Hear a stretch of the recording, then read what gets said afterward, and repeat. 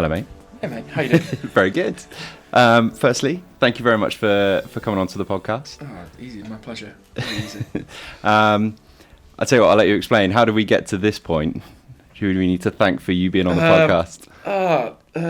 Some guy on Instagram, I guess. Is it Ollie on it? Oliver Murray, I think his name was. Yeah. Just by the off chance, I just thought I'd reply. Well, you got a bit of time. And now you're sat here. Excellent Yeah, news. Firstly, really glad to have you on board. It was really nice chatting to you before press and record, just talking about kind of club hockey, which is one of the things I want to kind of talk about, and just kind of reminiscing a little bit about times gone by. Simpler times is probably the best way to describe it. We've crossed paths many a time before. We just said it then, 5 years ago. No, 5 years, yeah. 5 years ago. Just back when life was a lot simpler. A lot easier. So who are you playing for and what you're doing at the moment, for those that don't know? So club hockey for Surbiton. One of the GB hockey athletes as well. But at the moment I am 4.5 months down the line in a ACL rehab. Today was the first day of running, which was So cool. a nerve-wracking experience to say the least after that long. We're just waiting to see how it is tomorrow and how it reacts. So we're hoping the knee's going to be all secure and everything, and swelling's going to be the same as it was beforehand. So it's a bit of a nerve-wracking 24 hours now for me. I think having sort of, like I say, following you on social and seeing how the rehab's been going, you've seemed really positive and upbeat about how it's all been going, and understanding it's been a long process and stuff. How have you found kind of injured life versus kind of playing life? Yeah, it's funny. Social media can come across in many different ways. Mm-hmm. I was good for about a month. When I got told I was an absolute mess, I had to leave the room from the doctors and go and nearly throw up in a sink. Yeah, it was just slightly bizarre because I was just in shock. And it kind of hit me like a train. Mark, I was at Bisham with GB, so Mark Glegorn walked in and I was in bits, and then Sabi Hesh, who's also been through it, came in as well, and she was kind of probably the best person I could have been around at that stage. She was just like, just get it all out now, don't bottle it up, and that helped massively. And then for the first month I was fine, everything was going quite swimmingly, and then it kind of hits you how, and it sounds really bizarre, how isolated you are from a team sport perspective. It's really difficult to comprehend, because you go from, I think for an individual athlete going through rehab, I think it's a lot different to team sport. I don't know, because I've not been an individual athlete for a long time. But from a team perspective, it's very bizarre, because you are just spending a lot of time on your own, whether it's resting, whether it's lunch, even simple things like that, where previously you'd finish a session with the group and then a few of you would go for lunch together, because it was just, you would just work like that. On that side of things, so I went through quite a rough patch for about 2.5 months, and I'm finally back out the end, on the other side of it. Because I basically just went on emotional shutdown and just completely gave nothing to anybody, which I've been, because I've had previous injuries, I have done that before. Yeah. I may seem all right and I may seem fine, but I'm probably just protecting myself from giving information to someone who I don't know who really cares, which is always quite an interesting dynamic on that side of things. And then, that's really interesting. So obviously been in the program for a few years, seen a few guys with injuries, and obviously saying about Sabi with her kind of similar injuries, have you known other players react in a similar way with injuries, or does everybody react kind of differently within the group? I think everybody reacts differently. Naturally, people are different. I drove in with Chris Grassick, who went through a hell of a long time with rehab. I spent a lot of time, so I would drive in with him. I kind of knew that it was going to be tough for him, so I was trying to make sure that I would drive in with him every now and then, just to kind of give him someone else to kind of just spend a bit of time with, even if it's just for us living in Surbiton and driving to Bisham, 1.5 hours in the car on your own in the morning. It's quite a long time. Yeah. And I kind of you don't really know until you've gone through it, and I said to Grass, I was like, look, I'm just trying to basically spend time with you. And then after, so Grass has been magic with me and kept in contact with me throughout my rehab. And I spoke to him about it, and I was like, I didn't realise how, and he was like, yeah, that's just how it isolated you are, and it's not through wanting to do it, it's just through natural reactions of kind of, even things like, so for example, we're walking through, I'm in the gym, someone walks in, like, oh, hey, how you doing? And the next bit will be, oh, how's the knee? And you're like, and it is them trying to be nice, but it's kind of like, in my head, so for example, I'm thinking, do they really care? Are they that bothered? Because they're just passing through the gym. So I'll be like, oh yeah, it's all right, thanks. End of conversation. And that's kind of it. And it's like, and it's not me wanting to not give any information. It's not them trying not to be interested. It's just me being protective of myself to kind of, oh, they're not that interested, I'll just block it out. And I guess maybe from their point of view, they're thinking, oh, well, I want to say something like, how's the knee, to show that I do care, but then it's almost awkward if you don't talk, like, is it a bit of an elephant in the room kind of thing? Yeah, kind of. And it's like, and it's funny because you hear about rehab athletes or athletes who go through injuries and be like, don't talk to me about the injury. And that's not what they're actually wanting to say. They're almost trying to say, if you want to know, be interested in it, and it'd be great. Get stuck into it, but don't half-arse it. And it's not them thinking that people are being half-arsed. It's just amazing how, like, you just kind of get stuck in your own head about things, and you kind of like. So for about 2.5 months, I was in that bubble of just being like, oh, they don't really care. I'm not really worth their time, and I just shut down. Mm. And then the people that you naturally spend more time about with kind of know what you're doing, and they kind of know how you are, and they're like, they know, for example, that you're not okay or you're not in a great place, and it's amazing how that kind of transpires from that side of things. So I'd say, like, for the majority of what I've been through so far, I probably haven't been great, but I'm thankfully now I feel I'm coming out the other end where I'm like, I can talk about it, and I'm actually a lot more open about it, whereas previously I was just like, nothing, I'm giving you nothing. And I think this kind of moves on to kind of the next part of the question from my side is, like,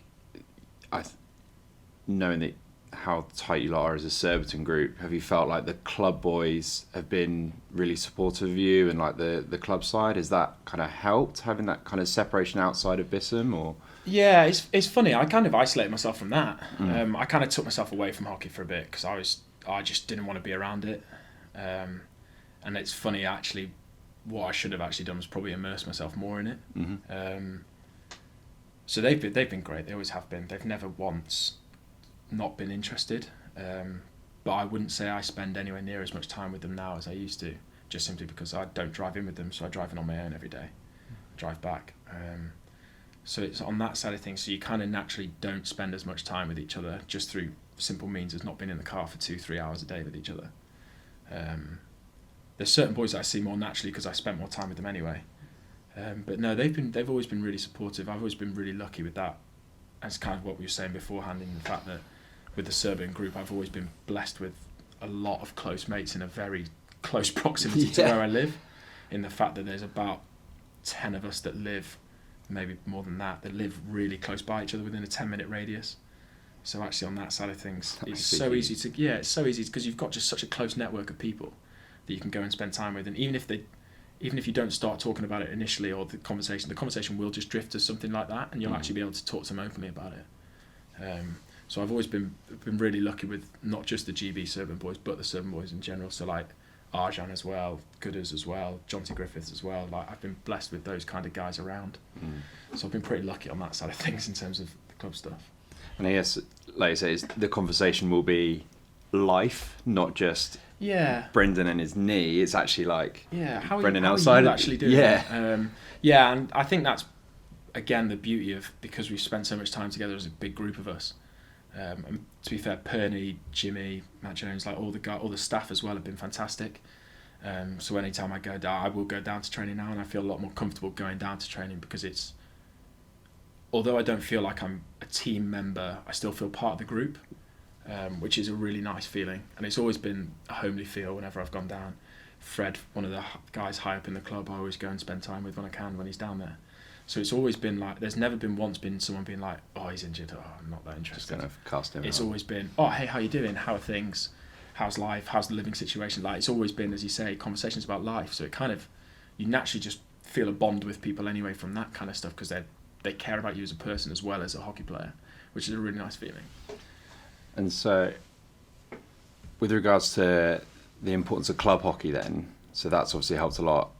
If you've been kind of played for a couple of big clubs, so Harvesthude and Surbiton, like what would you say kind of like the differences and the similarities are with that kind of family feel and everything else between the two? Can you compare them, or is it? I don't know if I'll try. They were both family clubs. Harvesthude is not a big club in terms of size, but it is big in terms of reputation. I'd say one thing we have got quite similar is that, so Harvesthude, everyone was in like a 10-minute walk of each other, and that is close. And the club was kind of the epicenter of it all, so you kind of had people dotted around the club, and everyone would just meet at the club.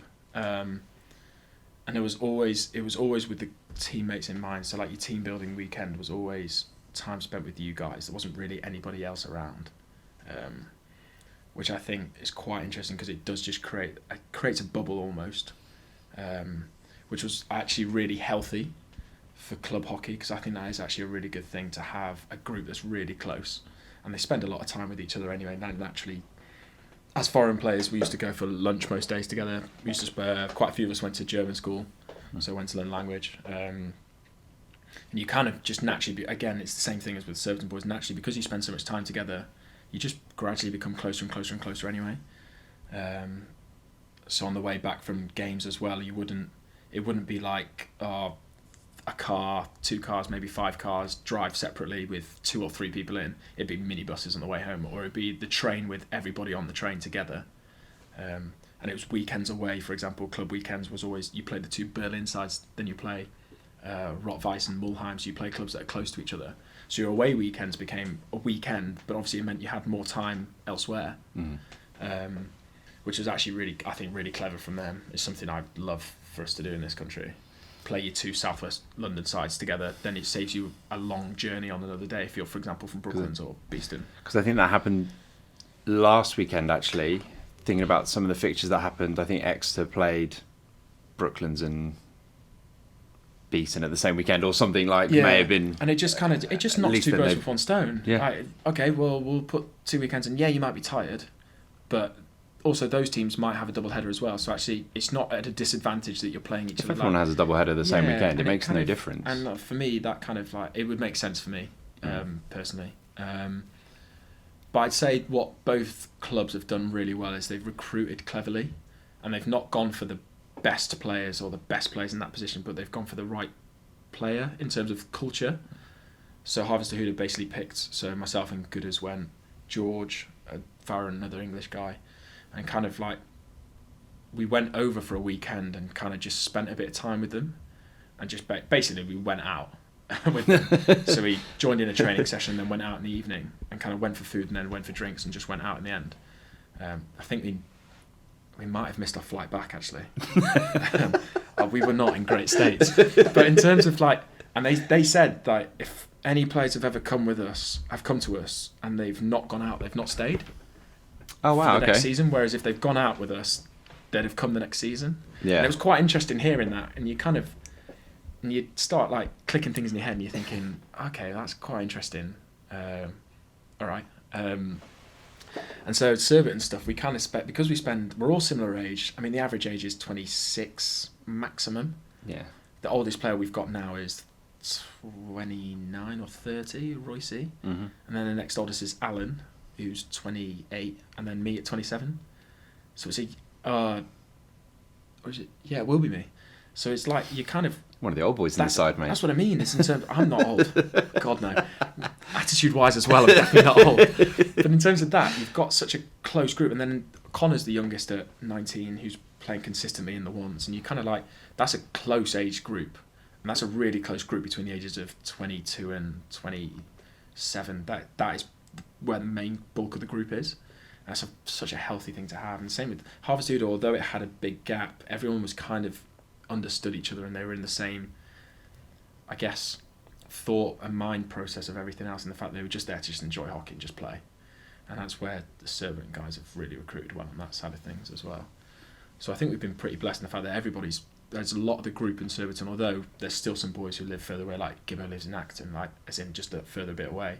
The majority of the group still lives quite close to each other, which means you can, if you want to, spend more time with each other. Yeah.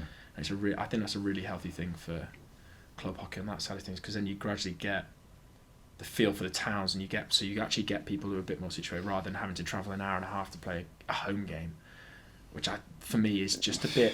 Yeah. I like waking up. So for example, Harvester Hooter home games.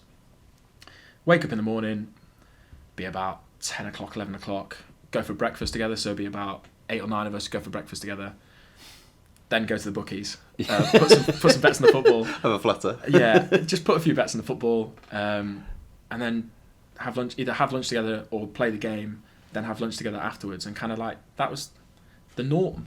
And if you didn't do that, it was a bit weird. Whereas here, it's almost like the flip side of it is like, would you have breakfast together? So this year was the first time that we did Brooklands away, where we actually got an Airbnb up in Brooklands, in Manchester and Wilmslow. And it was the best decision we made for that, because Brooklands is normally from Surbiton to Brooklands is a fair distance. They put the game at 12 o'clock, clever boys on a Sunday, put the game at 12 o'clock, make it difficult for London teams or teams that are travelling. Well, fine, we'll just work around it. Yeah. So we went Airbnb, food in the night before, breakfast in the morning together, sorted, game. Everyone was like, well, why haven't we done that before? But because it's not the norm, it's just, you kind of just made your way up on the morning, so you'd be knackered from the drive, you go up, you play at a tough place against a tough team that are willing to get stuck in. Well, yeah, naturally they're going to get points. That makes sense. It's the same, we did that when I was coaching with the Reading women, like we had Bowden away, always a tough place to go, so we were like, okay, cool, well, we decided we'd go up early, but then the girls just slept. We put a coach on, the girls slept the entire way, and they're actually like, we actually feel better than if we drove 2 hours to play. Yeah, exactly.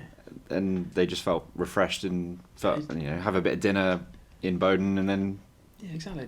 But because it's not the norm, people are like, oh, well, will it work? Well, if you don't try it, you're never going to know. Exactly. So on that side, so I'd say they were pretty similar in terms of the way they kind of were run. The only thing I'd say is Surbiton's junior section is God knows how much bigger than Harvester Hooters. Harvester Hooters wasn't big at all. It was small, but they were really good in terms of they made sure that the quality of coaching was high. And they had some quality coaches in that Harvester Hooter group with the juniors. So I think they were really clever on that side of things. They really put thought and effort into getting the right people for that group. Whereas Surbiton have got, I'm trying to think how many of us, probably 5 GB boys that are kind of working around in terms of with different age groups or groups. So it kind of works pretty well. Like, for example, I coach the 2s, James Gore coaches the 3s. So you're kind of getting a bit of input from us into those groups, which then hopefully the progression naturally means that the players coming through will pick up more and more and more and more. And then by the time the youngsters that we've got, the junior section is ridiculous, especially for the men's side, because I only deal with the men's side. Like, compared to where they were to where they are now, like, there's so much more coming through. And again, that's credit to the club for kind of putting in the effort with the under 14s, the under 16s, and getting people who know the game to kind of help. So it'll be interesting to see what happens in the next few years with Surbiton on that side of things. Yeah, and I think that model of your senior players going in and being the coaches, having both done time in Europe now, like, that's something I definitely noticed in Belgium. Like, that was such a kind of corner piece to actually why the country's moving forwards, because everybody has overseas. They're then being able to deliver to the juniors, and even if it's, they're not a great coach, but they're a fantastic player, that means their demos are good. Yeah. It means that actually your junior players are then technically really, really good, and then they can step through, and then they just get, as they get older, they're technically good. They're then, being able to then do the more kind of, for one of it, like proper coaches, like guys who, and then they just get better and better and better. And I think that's part of the reason why, I know that's actually part of the reason why Belgium have really been able to step through and why their junior programs are doing really well, is actually the kind of the club culture sat behind it. Yeah, makes such a difference. It is obviously, like, every country has a different way of doing things. We have obviously a very different way to do it to how those guys do it. But it by the sounds of it and by the looks of it, it is a case of they've just invested heavily in club hockey, and they've or the clubs have simply invested in themselves, basically. And it's funny, like obviously with the way that the structure of our system works is the fact that the southern clubs are going to be probably heavier dominated with high level players, and it is a shame, but that's the way it works at the moment, and that's the way it probably will work for the foreseeable future at the moment. Because you're a Bowden boy? Yeah, so I'm a Bowden boy. So we had Ali Brogdon, Cy Edgerton, who were the two kind of, as in terms of that GB level of things, on the men's side.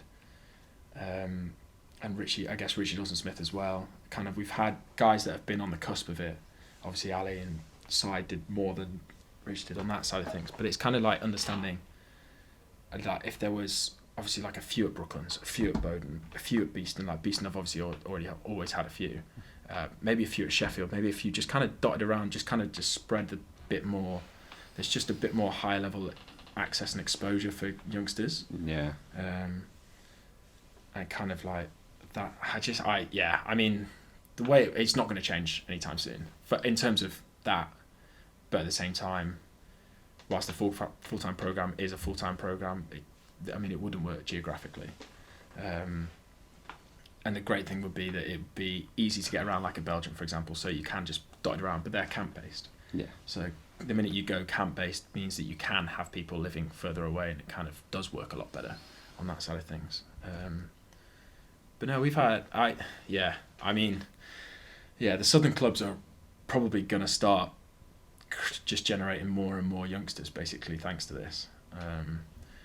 Which is good, but not good in the fact that we're naturally getting more juniors probably playing to a high level down south, and the north may not catch up for a little bit. Yeah. And on the flip side, that's great because you're still generating high level youngsters, but at the same time you're losing out on a lot of the country on that side of things, and it's always going to be the battle that we face at the moment. Yeah, and I think until we move to maybe a slightly more European model where it's okay to have people in the clubs where they're living, then, like you say, the southern clubs will start to dominate there. Where would you say the bigger differences are between kind of European hockey, obviously having been to EHL with two clubs now? Yeah. Like, what would you say the difference is kind of at that top end? Like, why are European clubs generally better in EHL than English clubs? Big question. Yeah, I think we were unlucky for Surbiton last year. Yeah. Obviously lost on shuffles to the eventual winners.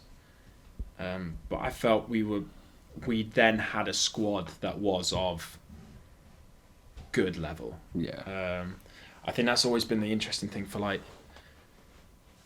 So Harvester Huda, the squad wasn't unbelievable, but the actual, so what you would class as the worst players weren't bad. They were good players, and I think that's probably where we kind of need to. We finally felt like we were in a good place on that side of things, as we felt we had a good group, and what would be our lowest level player wasn't a low level at all. It was actually a really good level, and that for me is kind of where it's frustrating, the fact that I wish I could play this year in terms of the group that we've got now is again just that step higher, and that's where when you're around the group you kind of something's happened here that's fantastic, and it is really great, and I feel we're now bridging that gap between us and Europe. I feel we're getting there. Obviously post Olympics, who knows what's going to happen on that side of things, but I feel like we're starting to get that gap. I feel we're starting to get that level of players gradually closer and closer and closer, so we get more higher level players at clubs. But naturally, if you look at the clubs who are top dogs in Europe or whatever, they take the best of the foreign players. So they don't take a foreign player, they take the best of the foreign players. So they take what is better than probably what their worst player is. So that knocks a player that they have out or down. And you're kind of like, well, that makes sense. Whereas we as English clubs don't take top European players or top overseas players. We kind of take overseas players. And we're quite happy with that.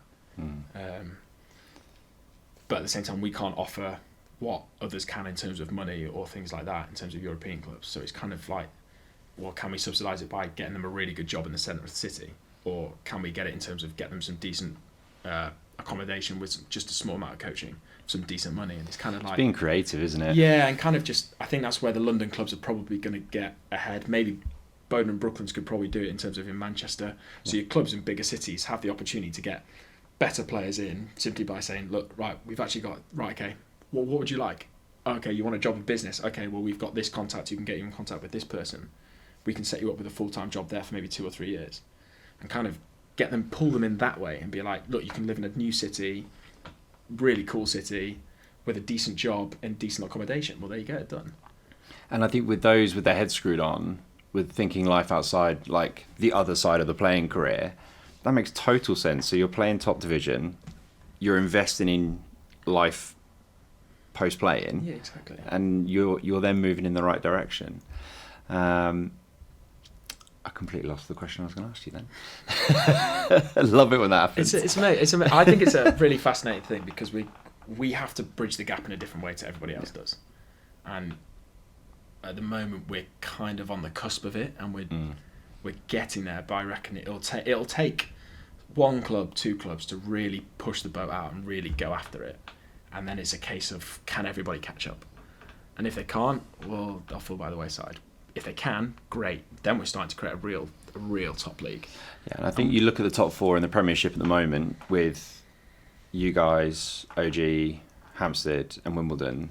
You can start to see those 4 starting to separate away now, I think, through investing financially, but also investing club-wise as well. I think all 4 are now trying to invest across the full club, not just men's first team. Yeah. And I think that's then going to make a big difference in what comes up underneath. Like you say, you're then building that better quality player for the future because you're investing properly. I think at Hampstead they've got 2-3 German guys in there now, I think. So they're starting to do that more. OGs have just brought a South African guy in. I think they're starting to, more people are going to start getting involved on that side. I think the women's EHL is going to be massive as well.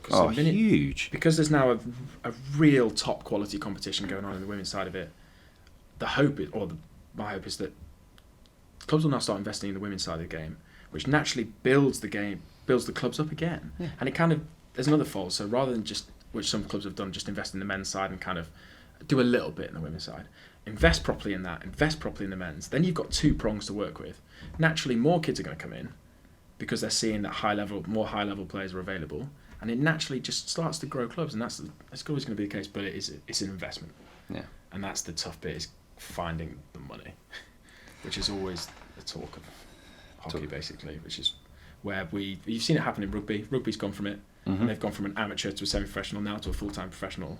It can happen, it could work, but it is a case of investing in the right way, whether that's through online, putting the games out there so people can watch them live, or whether that's lowering ticket prices at Lee Valley, for example, to get more people through the door, so you get full crowds at Lee Valley. And you kind of go down that route of it. Like, there are definite opportunities. Or you scrap Lee Valley completely and you go around, like other nations have done. You go around for the Pro League. You go to so we'll go to Manchester. We'll host a game there, or 2 games there. We'll go to Birmingham. We'll host a few. We'll go to Sheffield. We'll host a few. We'll go to Bath. We'll host a few. Like, kind of just spread it about a bit, so you hit different clientele, basically, of people. And then more people, make it more accessible, and actually more people are going to come. Mate, that half an hour has absolutely flown by. Thank you so much for coming down and chatting. It real eye-opener. I love hearing your passion about club hockey and about that side of things. But life is I feel like we've covered so much in like half an hour. It's mental. I can't thank you enough for coming down and spending the time. And always my pleasure. All the best in the rehab stuff. Cheers. And I hope to see you on a pitch soon. And good luck with everything, mate. Thank you very much. It's been a fun one. Cheers.